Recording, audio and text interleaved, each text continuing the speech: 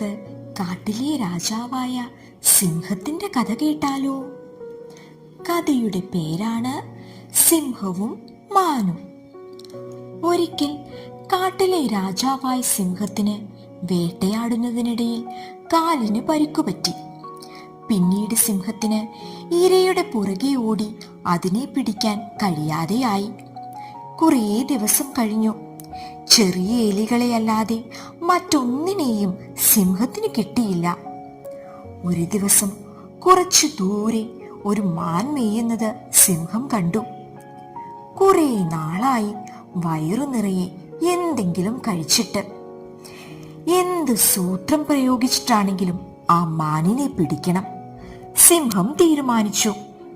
സിംഹം ഉടനെ മാനിനെ പോലെ പുല്ല് തിന്നാൻ തുടങ്ങി.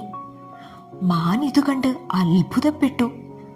മാൻ കുറച്ചു സമയം സിംഹത്തിനെ തന്നെ നോക്കി നിന്നു. മാനിന് അതിന്റെ ജിജ്ഞാസ അടക്കാനായില്ല. അത് പതുക്കെ സിംഹത്തിനടുത്തെത്തി ചോദിച്ചു, അങ്ങ് എന്തിനാണ് പുല്ല് തിന്നുന്നത്? മാംസത്തേക്കാൾ രുചി പുല്ലിനാണ്, സിംഹം മറുപടി പറഞ്ഞു. നിറയെ പച്ചപ്പുല്ലുള്ള ഒരു സ്ഥലം എനിക്കറിയാം. ഞാൻ അങ്ങോട്ട് പോവുകയാണ്. നീ എന്റെ കൂടെ വരുന്നു? സിംഹം ഉള്ളിൽ ചിരിച്ചുകൊണ്ട് മാനിനോട് ചോദിച്ചു. മാൻ സമ്മതം മൂളി. കാട്ടിലെ രാജാവിനെ കൂട്ടുകാരനായി കിട്ടിയതിൽ മാനിന് അതിയായ സന്തോഷം തോന്നി. മാൻ ഉത്സാഹത്തോടെ തുള്ളിച്ചാടി സിംഹത്തിന്റെ കൂടെ പോയി.